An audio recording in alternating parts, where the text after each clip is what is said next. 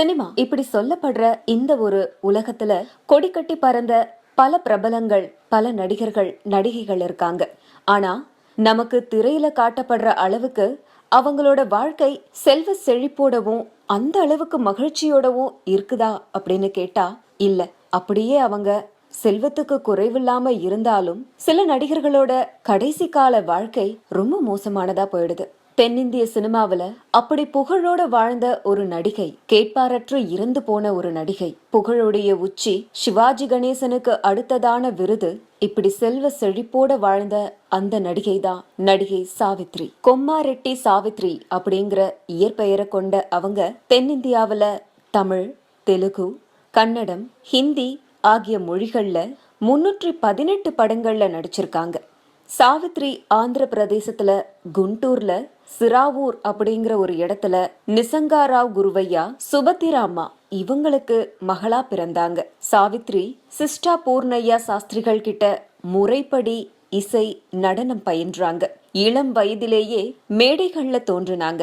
இதுதான் சினிமாவில நடிக்கிறதுக்கு ஒரு முன்னோடியா இவங்களுக்கு அமைந்தது. திருவிளையாடல், எல்லாம் உனக்காக, கந்தன் கருணை, குறவஞ்சி, செல்லப்பிள்ளை இப்படி சொல்லிக்கிட்டே போற அளவுக்கு பல திரைப்படங்கள்ல நடிச்சாங்க. தமிழ் திரையுலகத்திலேயே 2 பேருக்கு தான் இதுவரையில நடிப்பின் திலகம் அப்படிங்கிற புகழாரம் கிடைச்சது. நடிகர்கள்ல நடிகர் சிவாஜி கணேசன் அவர்களுக்கும், நடிகைகள்ல சாவித்ரிக்கும் இந்த விருது கிடைச்சது. சாவித்ரிக்கு நடிகையர் திலகம் விருது கிடைச்சது. 2 பேருமே நடிப்போட சிகரங்கள் அப்படின்னே சொல்லலாம். நடிப்போட உச்சத்தை தொட்டு பார்த்தவங்க. நடிகையர் திலகம் சாவித்ரி குண்டு முகம், வண்டு கண்கள், ஈரமான உதடுகள், நவரசங்களையும் தன்னோட விழியோரத்துல நிறுத்தி காட்டினவங்க. உதடுகளோட அசைவாலேயே எல்லாரையும் அசத்தி போட்டவங்க.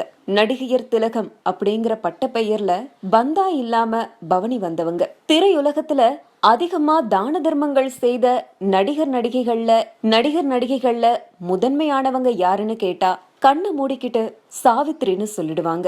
அதுக்கு பல சான்றுகள் இருக்கு. பசி அப்படின்னு ஒருத்தவங்க வந்தா கடன் வாங்கியாவது அவங்களோட பசியை தீர்த்தவங்க. 1960ஆம் வருஷம் நவம்பர் மாதம் சென்னை மாநகரம் கடுமையான புயலால பாதிக்கப்பட்டது. 18 ஆண்டுகள்ல இல்லாத அளவு பலத்த சேதம். மழை வெள்ளத்துல தவித்த ஏழை மக்களுக்கு அப்போ உதவிய ஒரே நடிகை சாவித்ரி மட்டும்தான் அப்படிங்கறத யாராலையும் மறுக்க முடியாது.